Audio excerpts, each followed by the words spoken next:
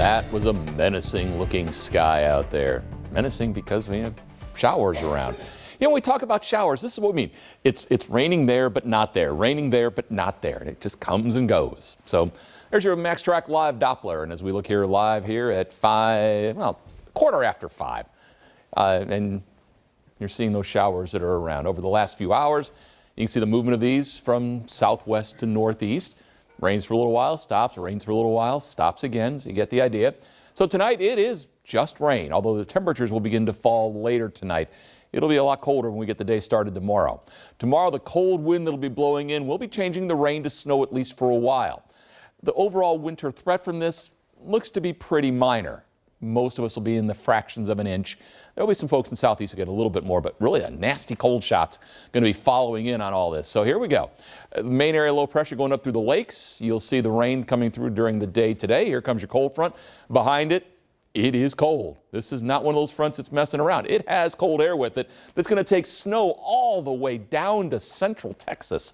For us tomorrow morning, the cold front's coming through, so still rainy at that point, but getting colder. And then by tomorrow afternoon, as the cold air catches up, we will see periods of snow showers coming through.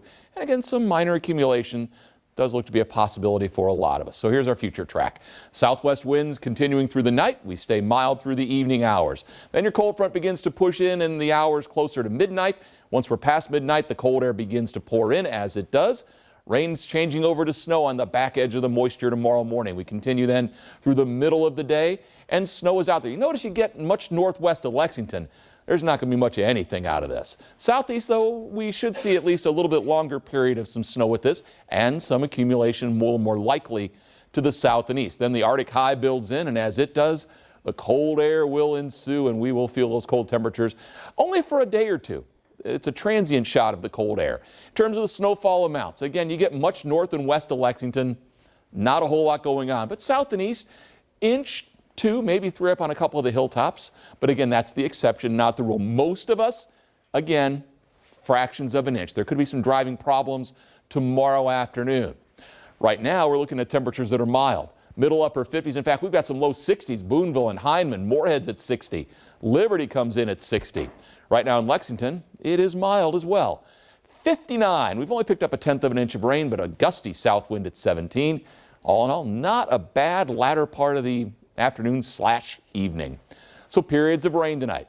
It will turn colder, but that won't happen until late. Your evening stays mild.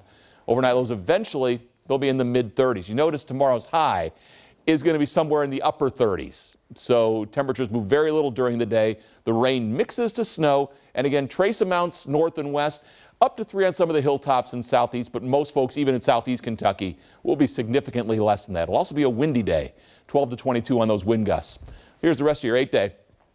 It stays cold for us in through the middle of the week with temperatures in the mid to upper 30s. 40s coming in here, in fact, close to 50 again by Friday, and another system may try and arrive late in the weekend. Why? Because it's December. Wow. Yeah. Never looked at it that way. I was trying to bring things into perspective for you. There we go. Thank you, Bill.